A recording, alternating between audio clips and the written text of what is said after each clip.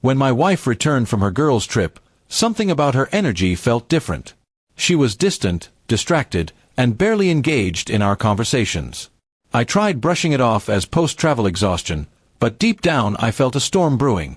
That evening, she sat across from me at the dining table, nervously twisting her fingers. With a faint, rehearsed smile, she said the words that froze my heart, "I think we should just stay friends." I stared at her in disbelief. The woman I had shared my life with, my dreams with, was now casually downgrading our marriage to a friendship as if years together were nothing more than a passing phase. My chest tightened, but I steadied myself and asked why. That's when she hesitated, her eyes darting away, before finally admitting she had met someone on the trip. Her words felt like knives. She didn't even try to sugarcoat it. She said he made her feel alive again, that she realized she had been missing out, and that our relationship had grown too comfortable. She claimed she didn't want drama, just a clean transition into being friends. I clenched my jaw, holding back the flood of emotions rushing through me. Instead of exploding, I simply said, "Actually," and paused, letting her lean in curiously. "You don't get to decide that anymore. I already know what's been happening, and I've been preparing for this moment." The color drained from her face instantly. She wasn't expecting resistance. I calmly explained that her phone had revealed more than she thought: late-night texts, secret calls, and flirty pictures from her trip. I had stayed silent, waiting to see how honest she would be. Now that she had chosen the path of betrayal, I was ready with my response. Her mouth opened, but no words came out. I stood up, walked to the bedroom, and returned with a folder. Inside were copies of the conversations, financial transactions she tried to hide, and even a hotel receipt from the trip.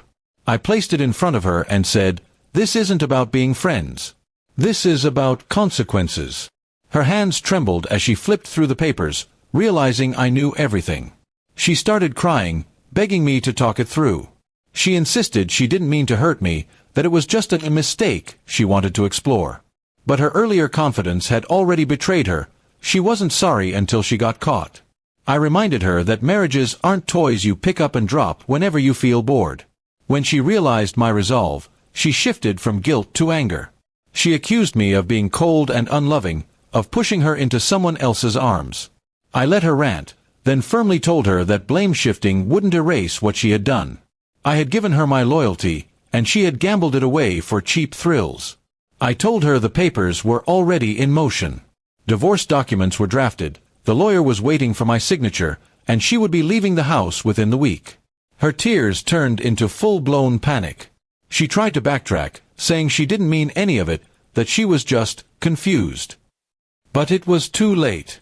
I reminded her of her own words just minutes earlier. She wanted to just stay friends. I told her she got her wish, but from this point on, we would only be acquaintances bound by legal signatures. The look on her face was a mix of shock and fury. She lashed out, yelling that I was overreacting, that I was throwing everything away over one mistake. I calmly reminded her that betrayal isn't a mistake, it's a choice, one she made repeatedly. And now, I was making my choice too. In the following days, she tried every tactic: apologies, promises, even attempts to guilt me by bringing up our history. But I stood my ground. I had learned that love without respect is a trap, and I refused to live in one any longer. When the day finally came for her to leave, she stood at the doorway with her bags, glaring at me as if I had wronged her. But I felt no regret. She had expected me to crumble, to accept friendship after betrayal, but instead, I took control of my life. As the door closed behind her, I felt an unfamiliar calm wash over me. It wasn't just the end of a marriage, it was the beginning of a life where I no longer allowed betrayal to define me. She had lost me, and in her loss, I had regained myself.